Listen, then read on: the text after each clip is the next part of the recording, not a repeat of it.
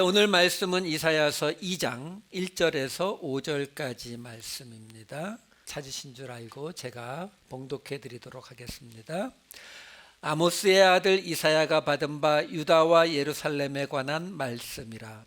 말이래 여호와의 전에 산이 모든 산 꼭대기에 굳게 설 것이요 모든 작은 산 위에 뛰어나리니 만방이 그리로 모여들 것이라.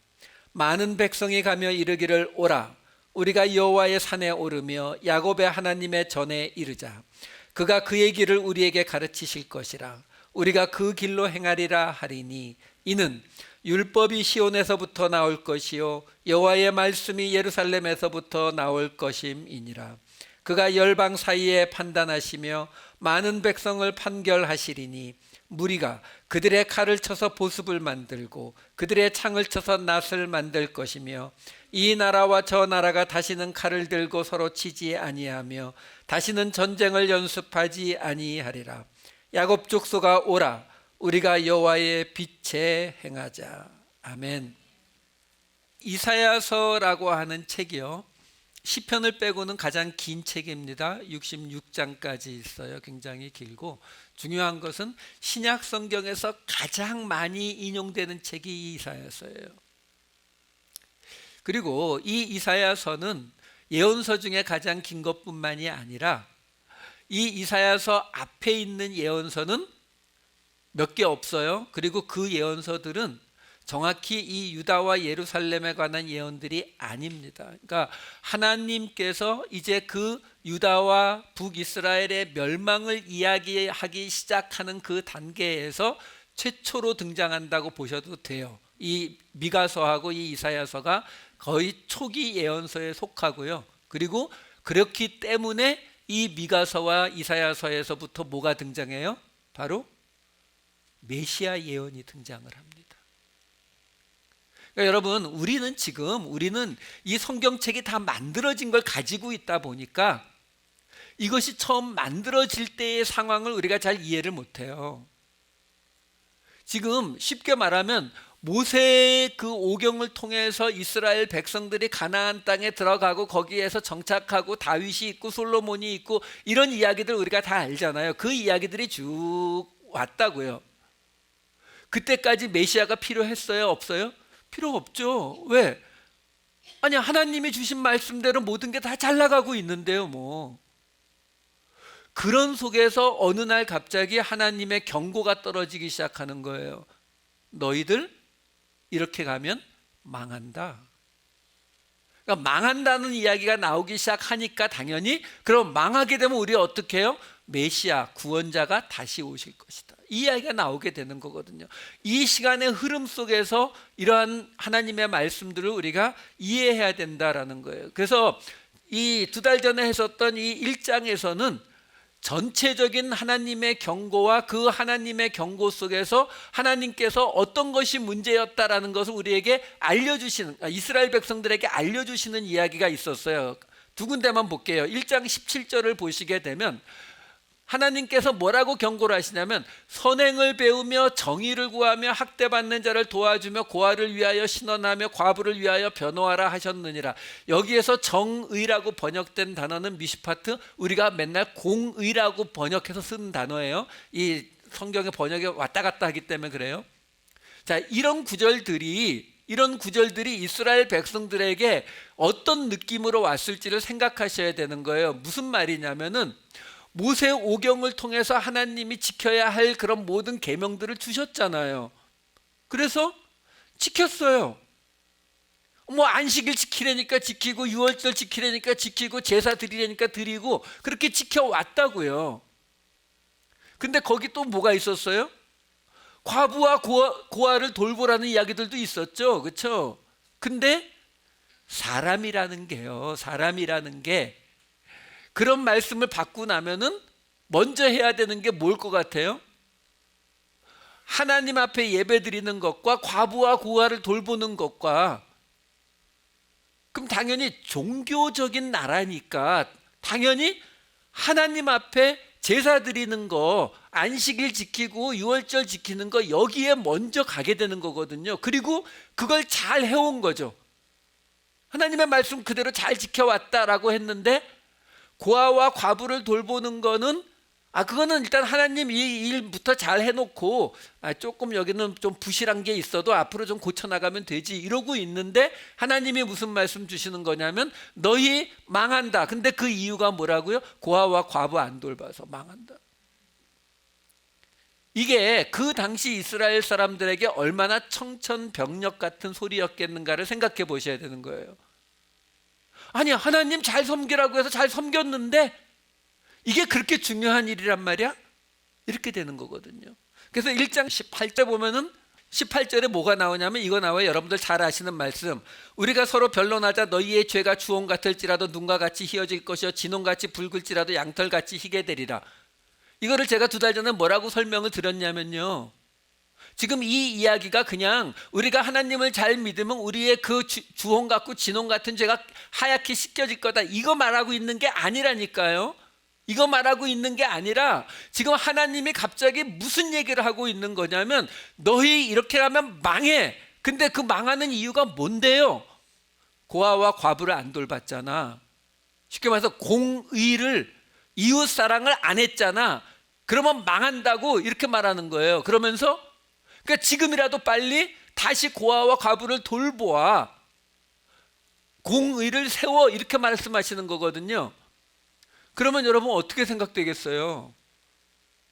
지금 갑자기 하나님께서 우리 교회에 너희 이렇게 가면 망해. 왜요? 너희 가난한 사람 안 돌봤잖아. 그럼 가난한 사람 그럼 돌볼게요. 근데 오늘은 주일이라서 예배는 드려야겠는데요. 예배를 드려야 우리가 죄에서 벗어나죠. 이렇게 말하니까 하나님 뭐라고 하는 거예요?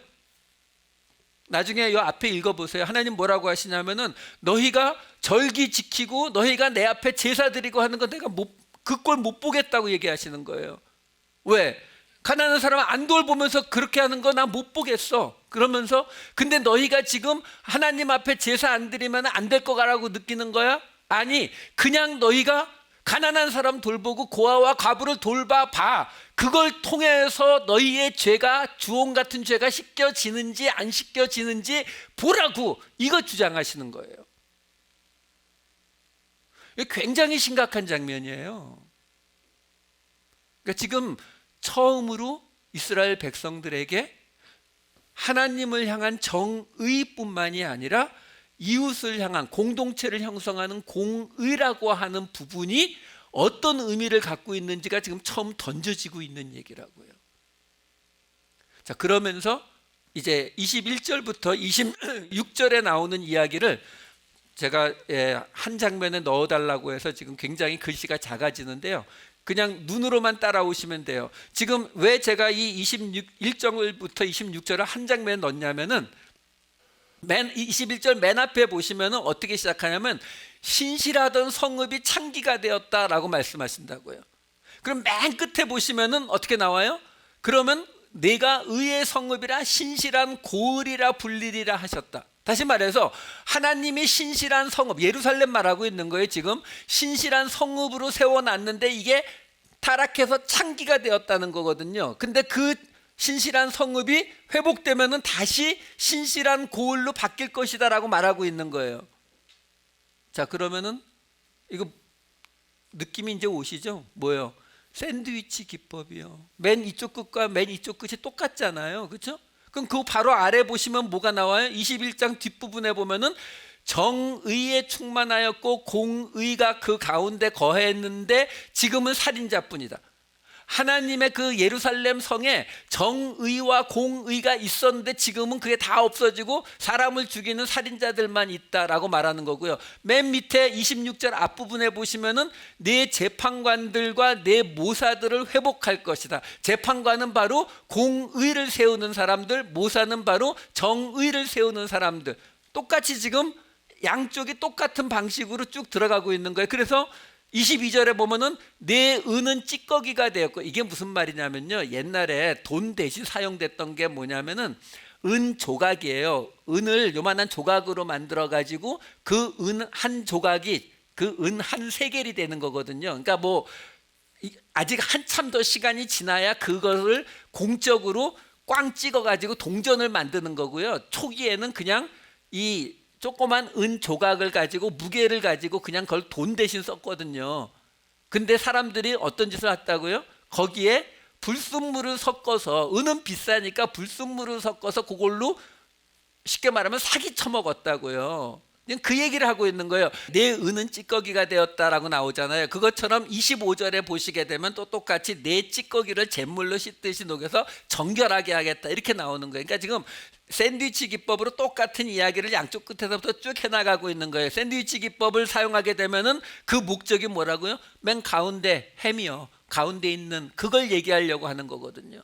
그러니까 지금 21절부터 26절의 이야기는 예루살렘이 창기가 되었고 정의와 공의가 없어졌고 찌꺼기가 되었다는 이야기를 쭉 하면서 그 다음에 아래쪽으로 내려가면서는 근데 하나님께서 이렇게 회복시키시겠다라는 이야기를 지금 양쪽에서 해주고 있는 거예요. 그러니까 전체 구원의 이야기를 지금 한마디로 이렇게 쫙 해주고 있는 거거든요. 그럼 그 맨 가운데 뭐가 있어요? 24절 말씀이 있는 거예요. 그러므로 주 만군의 여호와 이스라엘의 전능자가 말씀하시되, 자, 이 부분인 거예요. 지금 하나님이 아까 제가 그래서 미리 서론을 말씀드린 거예요. 무슨 얘기냐면 이스라엘 백성들에게 지금 이 사태는 처음 겪어보는 거예요. 모세오경에 나온 대로 성전에서 하나님 제사 드리고 절기 다 지키고 이거 다 해왔는데, 근데 갑자기 좀 부수적인 일같이 느껴졌던 가난한 자를 돕고 고아와 과부를 돌보는 이런 일을 가지고 지금 하나님께서 뭐라고 말씀하시는 거냐면 너희 이것 때문에 멸망한다. 근데 하나님께서 나중에 회복시키실 것이다. 근데 그 중심은 무슨 이야기라고요? 뭘로요? 말씀으로요. 하나님께서 말씀하시기를 지금 그렇게 하고 있다라는 거예요. 왜 이 이야기가 등장을 하냐면 여러분, 지금 이 당시에 이스라엘 백성들이 알고 있는 하나님의 말씀이 뭐예요? 모세오경이요, 시편 정도예요. 근데 지금 이사야를 통해서 하나님의 말씀이 예언되고 있는데 그게 그 하는 이사야를 통해서 주시는 그 말씀이 뭐라고요? 하나님의 말씀이라고 얘기를 하고 있는 거예요. 이게 여러분 우리한테는 여기 지금 다 들어가 있으니까 이거 다 하나님의 말씀이지 당연히 이렇게 되지만 이 당시 이스라엘 사람들에게는 쉽게 말하면 이사야라고 하는 사람이 나타나가지고 지금 하나님께서 주신 말씀입니다 하고 전하는데 그게 쉽게 말하면 뭐라는 얘기예요? 모세오경과 같은 겁니다 이러고 말하고 있는 거거든요. 이거 엄청난 이야기를 하고 있는 거예요. 그래서 이 21절에서 26절이 우리에게 알려주는 것은 바로 그 말씀이라고 하는 것이 지금 그 중간에 있다라는 거예요. 그래서요, 이 이사야서 1장 1절을 보시면 이사야서 1장 1절이 어떻게 시작됐냐면요, 이사야가 유다와 예루살렘에 관하여 본 계시라. 여기 계시라고 번역이 된 거는 본래 보다의 뜻이에요. 본다. 그러니까 다시 말해서 이사야가 유다와 예루살렘, 아직 유다와 예루살렘 멸망하려면은 여기서 아직 한 200년 가까이 남았거든요. 근데 그 이사야가 지금 이 유다와 예루살렘의 멸망과 회복을 봤단 말이에요. 하나님의 보여주셔서 봤기 때문에 그 계시를 지금 이야기하겠다라고 이야기하는 거예요. 내가 지금 하나님이 보여주신 걸 이야기하겠다라고 말하는데 이게 1장의 이야기거든요. 근데 2장 1절에 가면은 뭐가 등장하냐면 아모스의 아들 이사야가 받은 바 유다와 예루살렘에 관한 말씀이라 이렇게 등장한다고요. 지금 이사야서 전체의 맨 앞에서는 계시라, 이사야가 본 것이다 라고 이야기하는데 2장부터는 뭐라고요? 하나님의 말씀이다. 다시 말해서 아까 나온 그 얘기를 하고 있는 거예요. 지금 하나님께서 너희 유다와 예루살렘을 이제 벌하실 것이고 그 벌해서 이 창기가 되어버린 예루살렘을 다시 회복시키시는 것까지 할 건데 그걸 뭘로 통해서 한다고요? 말씀을 통해서 할 것이다. 자, 그래서 이제 바로 그 말씀을 줄 거야. 이게 2장 1절 말씀인 거예요. 여러분, 우리가 이 말씀이라고 하는 거는 제가 설명을 하고 또 해도 할 얘기가 너무 많은 부분이에요. 왜 그러냐면 우리 기독교가 가지고 있는 가장 큰 특징 중에 하나가 바로 이거거든요. 여러분, 다른 종교는 내가 신을 만나고 신이 나에게 이야기하는, 흔히 말해서 우리가 신접한다 그래요. 그 신과 내가 직접 만나는 이게 훨씬 더 중요하고요. 다른 종교에도 경전은 다 있어요. 근데 다른 종교의 경전은 내가 신을 직접 만나는 거가 메인이면은 경전은 일종의 부록이에요. 그래서 모든 종교에서 가장 중요한 존재가 누구예요? 성직자요. 왜? 내가 신을 만나러 가면 그 신전에 있는 신관, 그렇죠? 내가 신을 만나러 가면 그 신을 만나게 해주는 게 누구예요? 무당이요. 중간에 있는 영매라고 부르잖아요. 그 사람이 중요하죠. 왜? 내가 신을 만나는데 그 사람이 있어야 만나니까. 근데 우리는요, 성경 공부 시간은 아니지만 목사는 성직자일까요? 아닐까요? 우리 개신교는요, 성직자가 없는 게 개신교예요. 가톨릭은 성직자가 있어요. 성직자라는 건 무슨 의미냐면요, 가톨릭에서는 가톨릭의 신부님은요, 우리하고는 다른 레벨에 있는 존재예요. 우리와 같은 인간이라고 보지 않습니다. 그렇기 때문에 가톨릭의 신부님은 여러분들이 죄를 지었을 때 신부님한테 가서 제가 이러이러한 죄를 지었는데 어떻게 할까요? 하면 신부님은 뭐 해줄 수가 있어요? 그러면 주기도문을 예를 들어서 10번을 암송하세요. 그러면 그 죄가 씻김을 받습니다. 이렇게 해준다니까요. 저는 못 해드려요. 죄 지셨어요? 그러면 예수님한테 가세요. 저한테 와봐야 아무 소용없어요. 개신교는 성직자가 없는 거거든요. 이게 굉장히 큰 차이를 갖고 오는 거예요, 여러분. 무슨 이야기냐면 이 세상에 있는 모든 종교는요, 내가 신을 직접 만나는 게 가장 그게 당연히 중요했죠. 우리도 만약에 하나님이 나를 직접 만나 주신다면 그게 제일 중요한 거 아니겠어요? 근데 우리가 대부분 직접 신을 만나지 못하니까 중간에 성직자가 있는 거거든요. 그러니까 이런 경우에는 그 종교의 경전은 부록일 수밖에 없어요. 왜?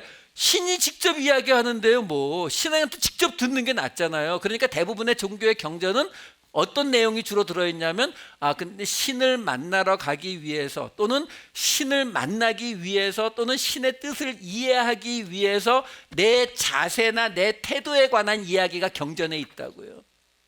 자, 근데 우리가 믿는 이 하나님은, 우리가 하나님을 직접 만날 길이 없어요. 찾아가 봐야 못 만납니다. 우리 개신교는 성직자도 없어요. 그러다 보니까 그럼 우리가 직접 하나님 앞에 기도하시는 건 직접 하시면 돼요. 왜? 성령님이 우리에게 계시니까. 근데 분명히 아셔야 되는 게 뭐냐면 하나님은 우리에게 직접 역사하지 않으십니다. 왜요? 이거 주셨거든요. 우리는 이게 메인이에요.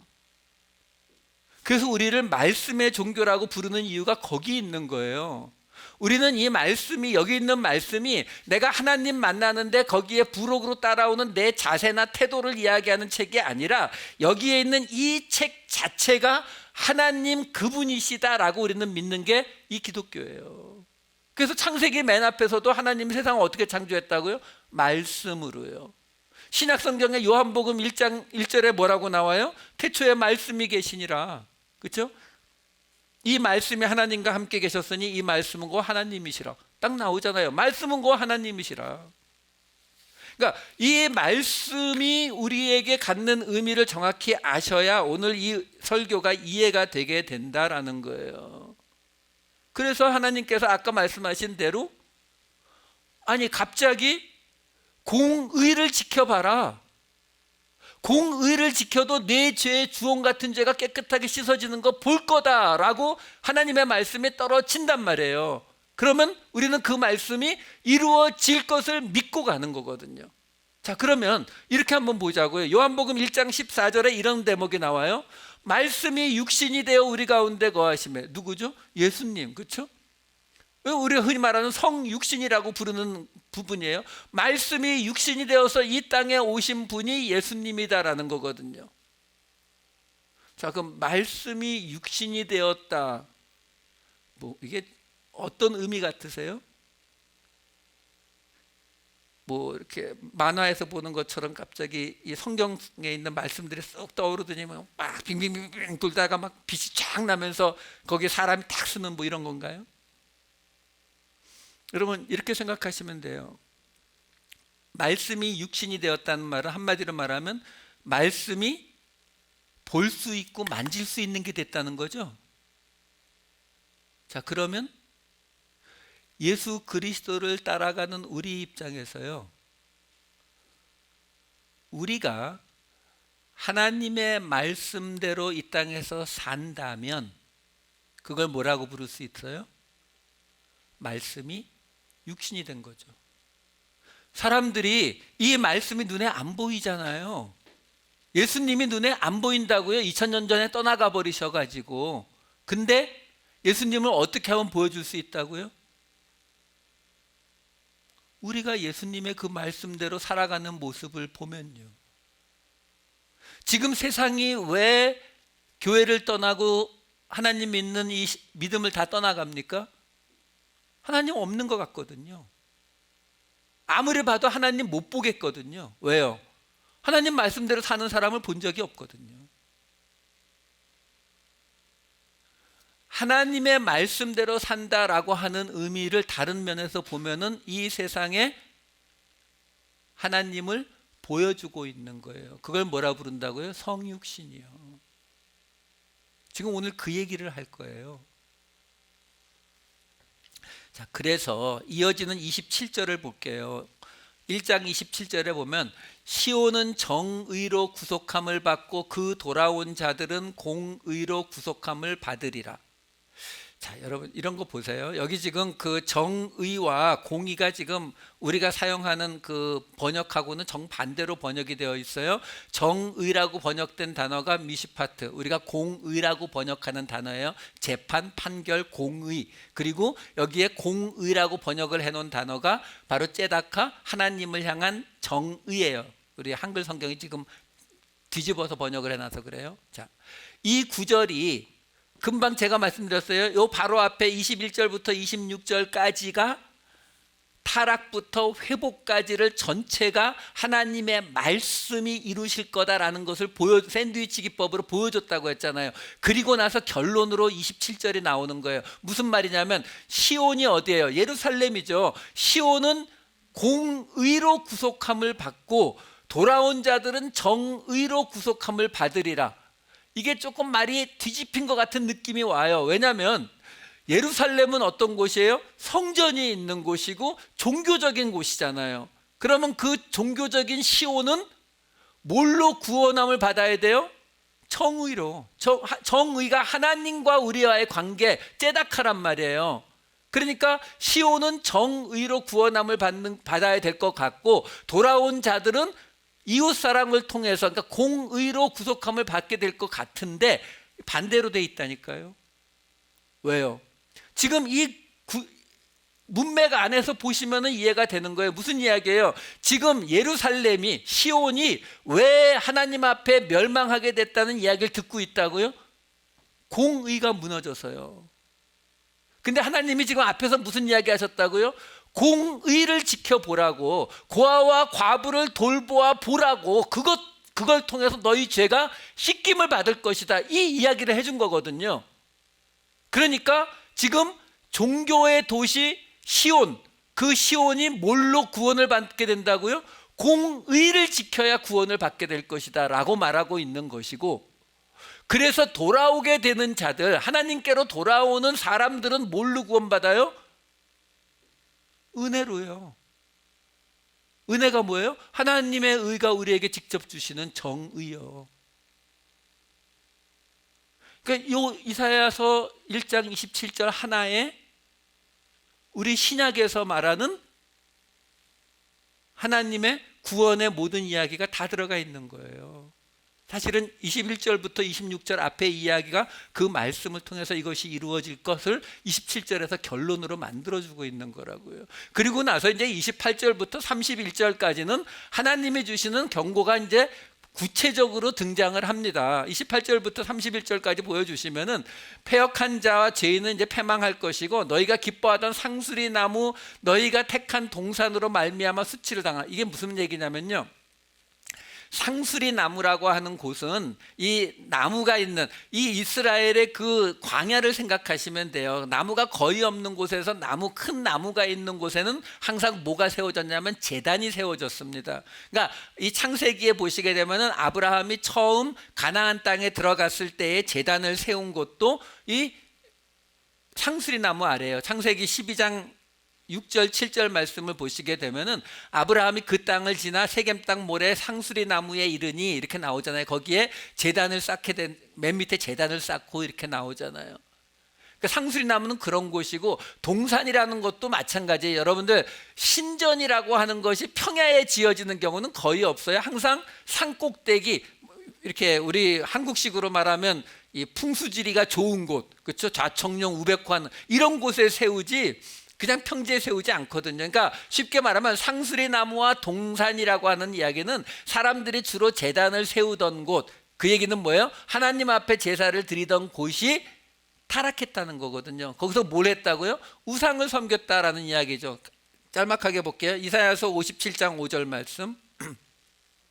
너희가 상수리 나무 사이에서 자녀를 도살하는도다. 몰렉에게 자녀를 죽여서 제사를 드리는 걸 이야기하는 거고요. 65장 3절에 보시면 동산에서 제사하면서 벽돌 위에서 분향하여 내 앞에서 내 노를 일으키는 백성이라. 자, 다시 오늘 본문으로 돌아가 주세요. 여기에 보시게 되면 그래서 상수리 나무로 말미암아 부끄러움 당할 것이고 너희가 택한 동산으로 말미암아 수치를 당할 것이다 라는 말은 뭐냐면은 그 앞에 나오는 패역한 자와 죄인이 패망할 것이고 여호와를 버린 자도 멸망할 것이다 라는 그 말이 정확한 뜻이 뭐냐면 결국 그 하나님을 버리고 나를 위해서 우상을 섬긴 자들, 그들이 바로 상수리 나무 그리고 동산을 좋아하는 그 자들이 패망할 것이고 멸망할 것이다. 근데 그들의 멸망의 모습이 뭐냐면 상수리 나무이지만 잎사귀가 다 말라버린 상수리 나무 같을 것이고 물이 없는 동산 같아서 죽음이 눈앞에 있는 곳이고 강한 자, 여기서 강하다라는 것은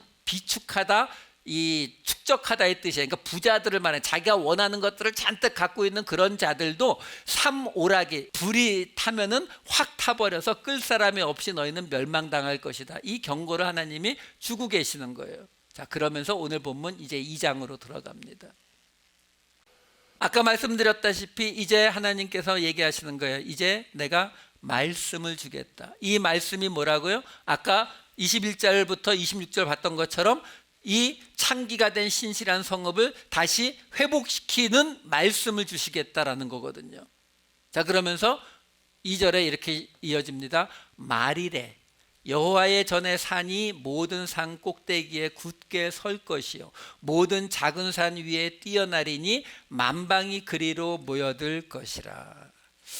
자, 여기서 말이래라고 하는 이 단어 하나를 좀 설명을 해드릴게요. 무슨 말이냐면 여기 말이래라고 나오는 이 말은 히브리어를 봐도요 그냥 마지막이라고 하는 베아하리트 그리고 날짜라는 요미라는 단어가 두 단어예요. 그래서 그냥 마지막 날이라는 말이 맞아요. 그러니까 끝날이라고요.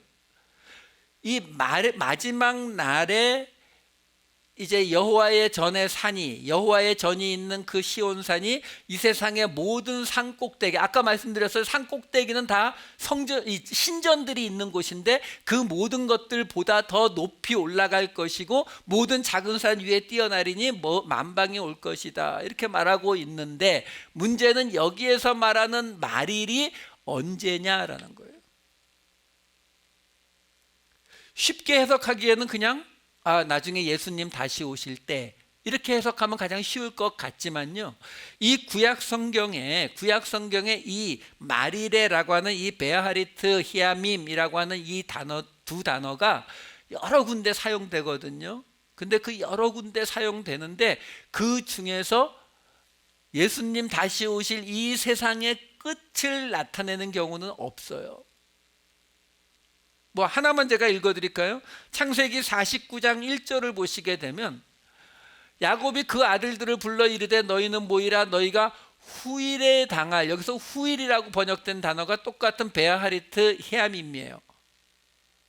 근데 여기서 말하는 지금 야곱이 아들들에게 말하고 있는 이 예언들이 이 세상이 끝나는 마지막 때에 해당되는 얘기냐? 아니거든요. 그렇지 않아요. 훨씬 더 그냥 이때보다 조금 더 뒤에 벌어진 일이었다라는 거죠. 왜 이런 말씀을 드리냐면 이 이야기들이 그 당시에는 그렇게 말이래라고 설명을 했지만 그것이 그리 오래지 않은 이후의 이야기다라는 거예요.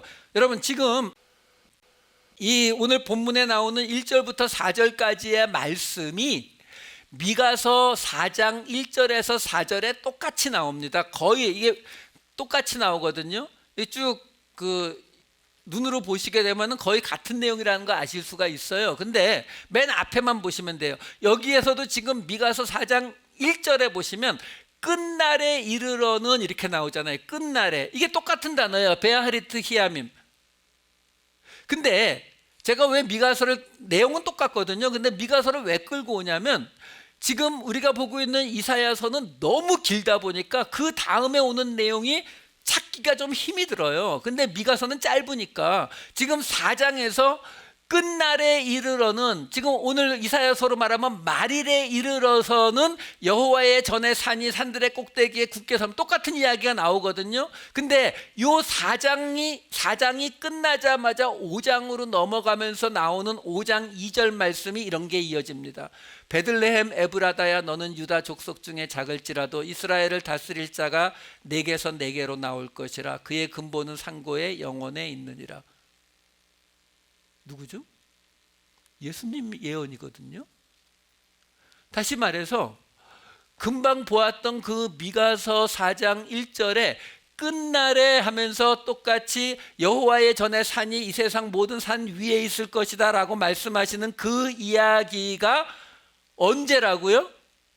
예수님 오실 때요. 그러면 오늘 이 이사야서 2장 1절에서 4절 말씀이 지금 이 미가서 4장 1절에서 4절 말씀하고 거의 같거든요. 그럼 여기는 그 얘기가 어디서 나오냐면은 이사야서는 기니까 쭉 넘어가서 이사야서 7장에 가서 나와요. 이사야서 7장 14절 말씀이요. 그러므로 주께서 친히 징조를 너희에게 주실 것이라. 보라 처녀가 잉태하여 아들을 낳을 것이요 그의 이름을 임마누엘이라 하리라. 자, 그러면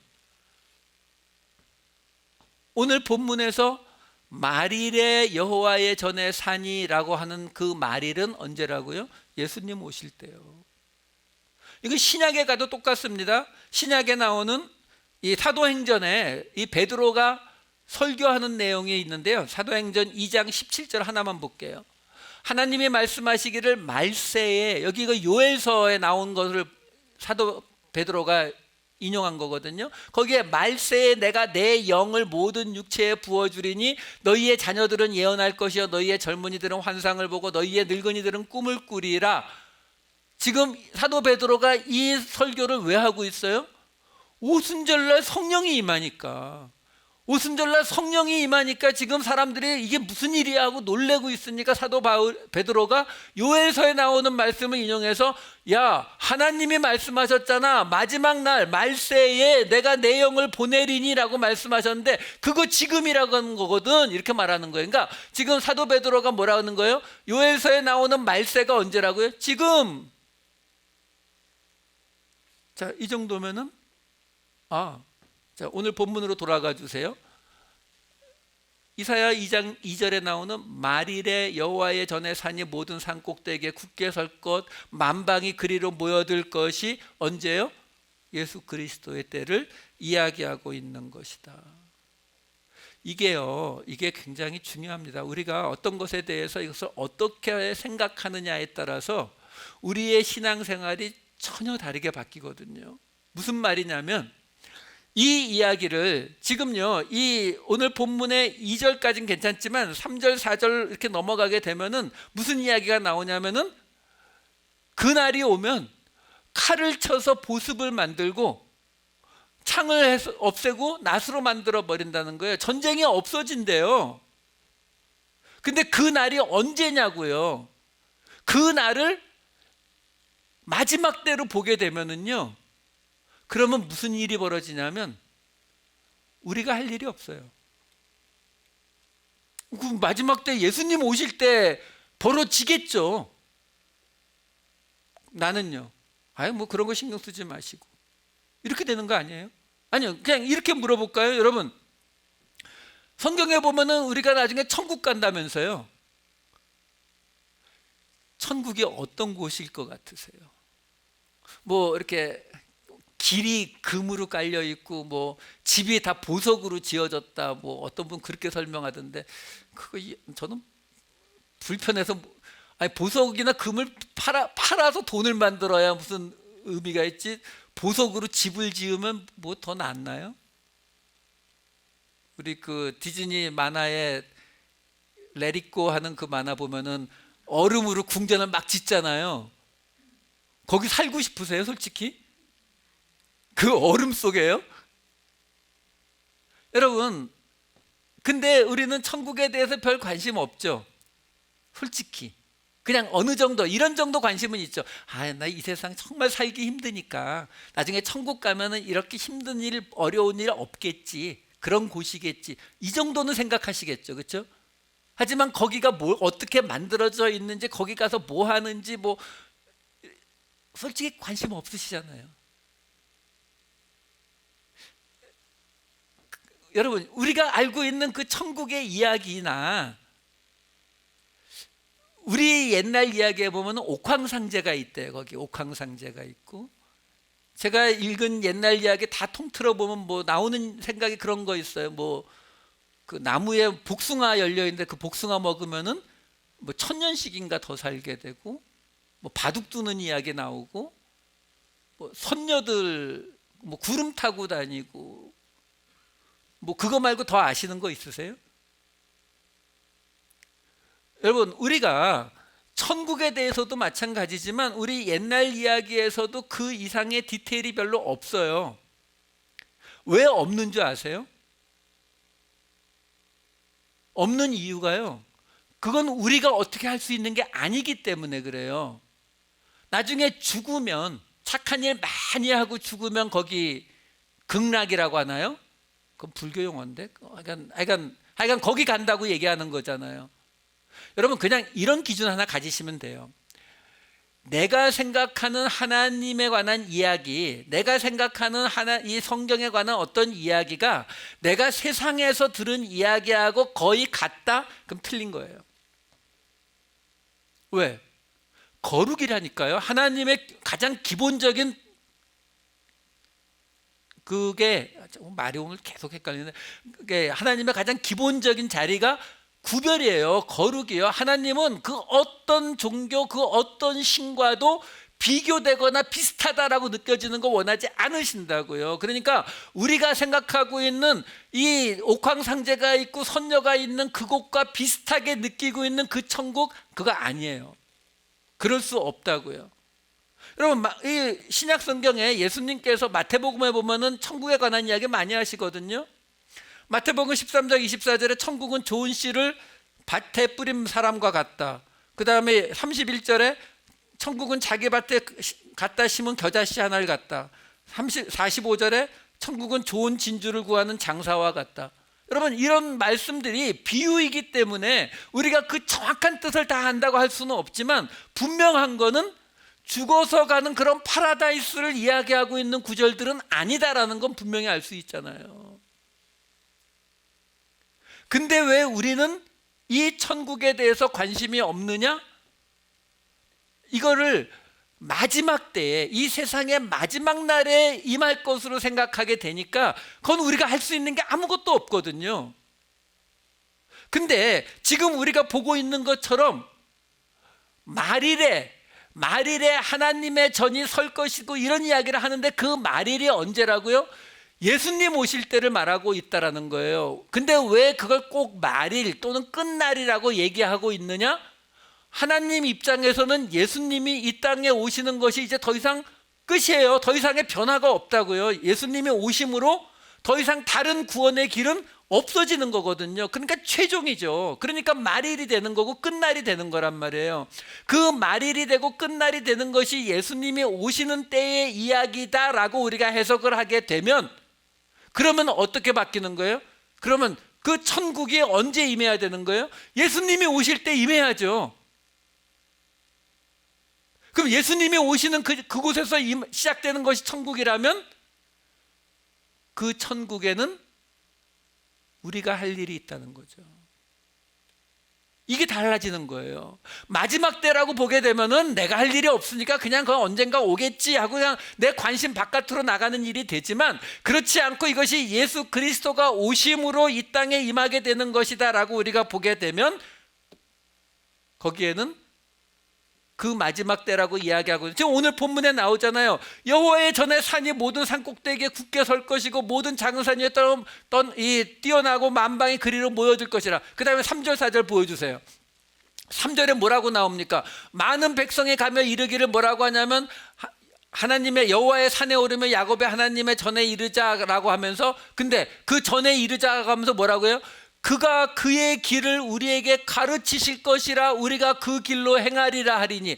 이게 세상 마지막 때의 모습이냐고요. 세상 마지막 때라면, 그 파라다이스에 갔다면 뭘 더 배우고 뭘 더 행해요? 끝이지.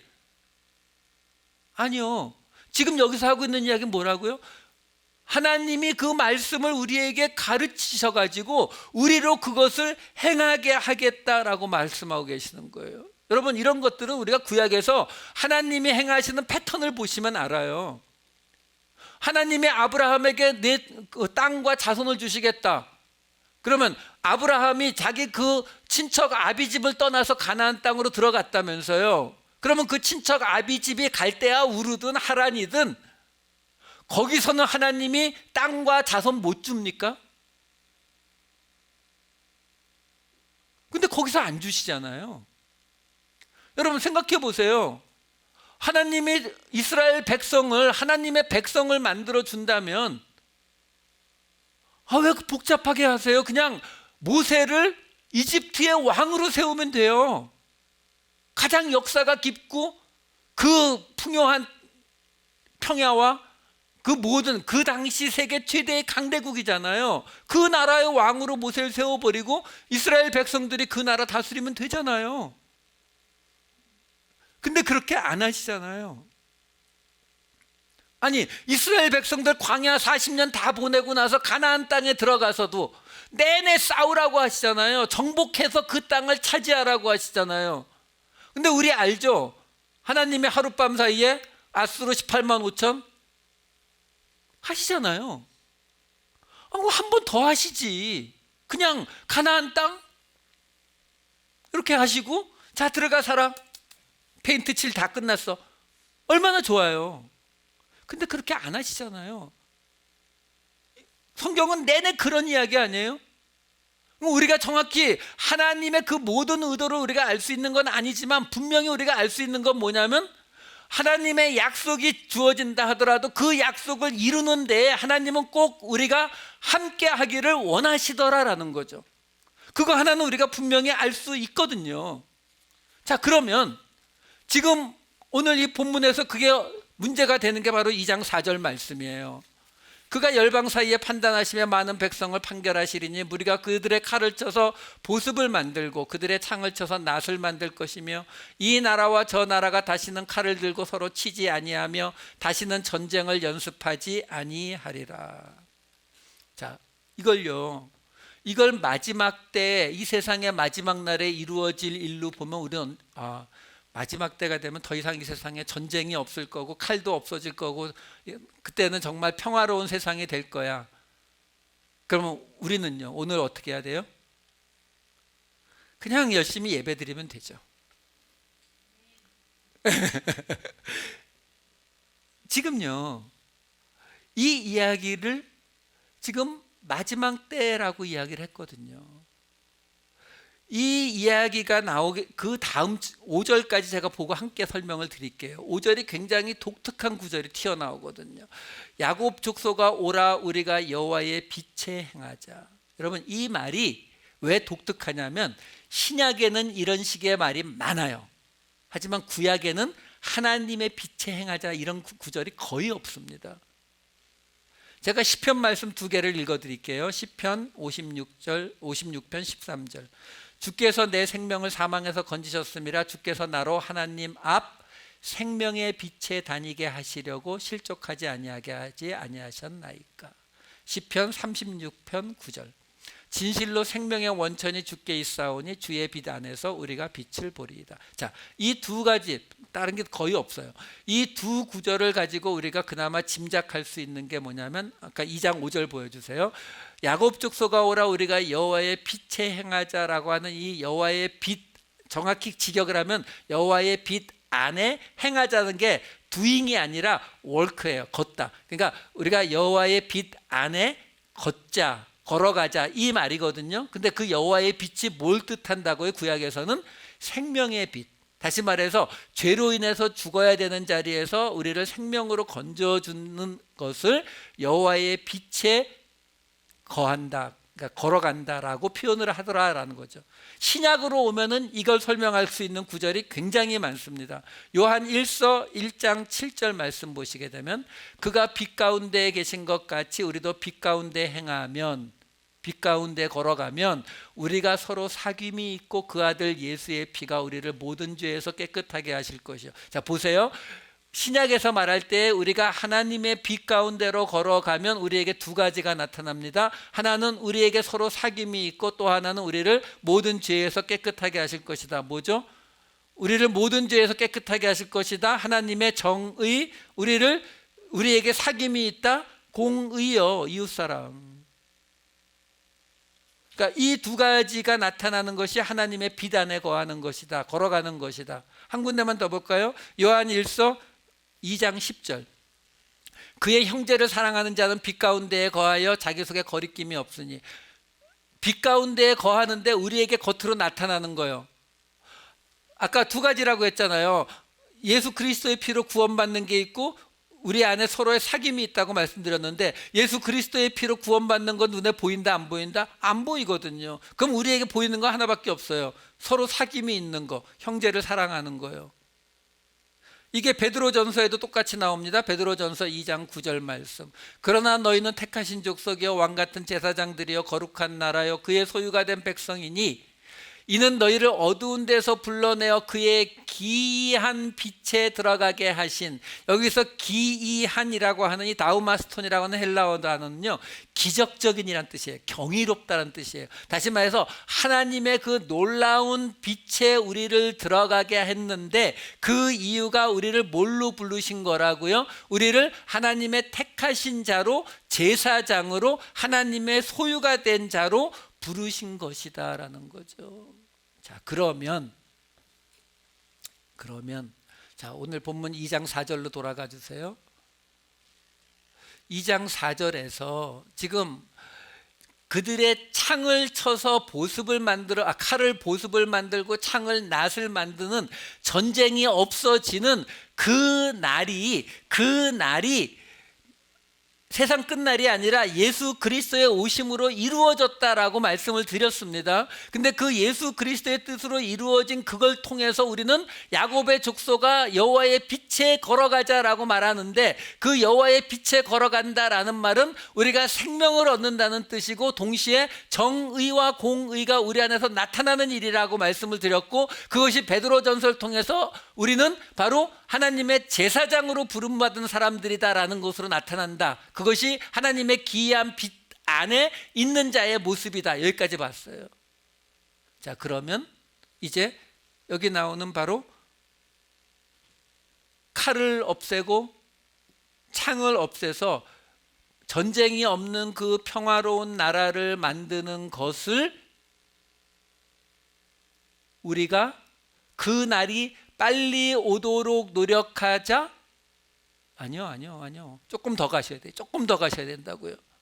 그게 전 미래에 하나님이 만들어 놓을 날들이 아니라 예수 그리스도가 오심으로 이 땅에 임하게 된 것이라면 그 예수 그리스도의 말씀이 이 땅에 보여지게 하는 건 우리를 통해서 보여주는 거거든요. 우리를 통해서 보여지는데 그 우리를 통해서라는 말을 베드로는 지금 우리가 제사장으로 부름을 받았다라고 말하고 있다라는 거예요. 그러면 우리가 히브리서에서 수도 없이 모았던 게 그 제사장으로 부름을 받았다는 것이 다른 사람들을 위해서 우리가 그 지성소로 죽음을 각오하고 들어가는 거라 그랬잖아요. 자, 그러면 여기에 나오는 이 칼을 버려서 보습을 만들고 창을 버려서 낫을 만드는 이 일을 그날이 오도록 노력하자가 아니고요, 그걸 그냥 우리가 해야 되는 거라고요.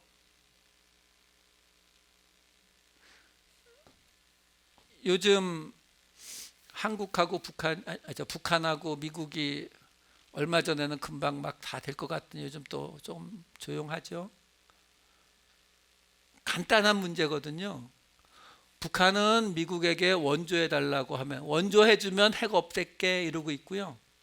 미국은 핵 없애면 원조해 줄게 이러고 있는 거예요. 근데 왜 지금 더 거기서 진전이 안 돼요? 북한은 우리 핵 없애고 나서 너희가 안 주면 우리 어떡하라고. 먼저 줘. 그건 없앨게. 이러고 있는 거고요. 미국은 우리가 주고 난 다음에 너희 안 없애면 어떡하는데. 먼저 없애. 그럼 우리가 줄게. 이게 세상이에요. 한마디로 왜 못하고 있는 거예요? 서로 못 믿어서요. 여러분, 칼을 버리고 창을 버리려면 문제가 하나 있어요. 아직 전쟁이 안 없어졌는데 나만 칼을 버리고 나만 창을 버리면요, 그럼 상대가 공격해 오면요, 그럼 어떻게 해야 돼요? 예수님이 십자가에 돌아가실 때 그래서 빌라도한테 계약서를 받았죠. 내가 십자가에 죽고 나면 대신 너희는 요거는 분명히 해라. 그런 거 없이 죽으셨거든요. 왜요? 예수님이 그렇게 죽으시면 하나님이 그 일을 이루실 것을 믿었기 때문에요. 이게 우리 기독교의 핵심이에요. 칼을 내려놓고 창을 내려놔야 돼요. 누가요? 예수 믿는 우리가요. 그랬다가 상대방이 쳐들어와서 죽이면요,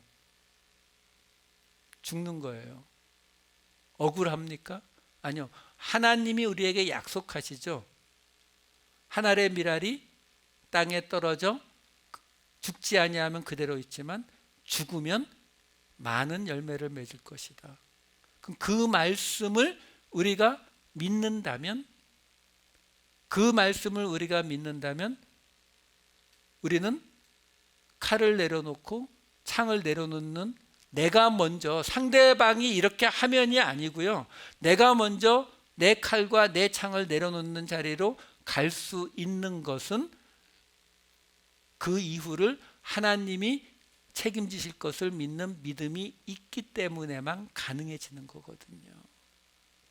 그걸 뭐라고 부른다고요? 말씀이 우리를 통해서 이 세상에 보여지게 되는 거예요. 여러분들 아까 약속하셨죠? 예수님을 이 땅에 보여주겠다라고 약속하신 거예요. 예수님을 이 땅에 보여주시는 것은 성경책 옆에 끼고 다니시는 게 아니라 바로 그 예수님이 가신 그 길을 우리가 똑같이 따라가는 모습을 보여줄 때에 이 세상이 나를 통해서 성육신하신, 말씀이 육신이 되신 분을 보게 되는 것입니다. 그 일에 쓰임받는 자들이 바로 택하신 백성, 부르심을 받은 바로 우리임을 믿으시기 바라요. 하나님께서 오늘 우리가 내려놓는 그 칼, 우리가 칼을 버릴 때에 하나님께서 그 이후의 모든 일을 이루어 주실 것을 믿는 믿음으로 이 땅에 살아계신 예수 그리스도를 보여주시는 새로운 한 주 되시기를 우리 주 예수 그리스도의 이름으로 축원드립니다.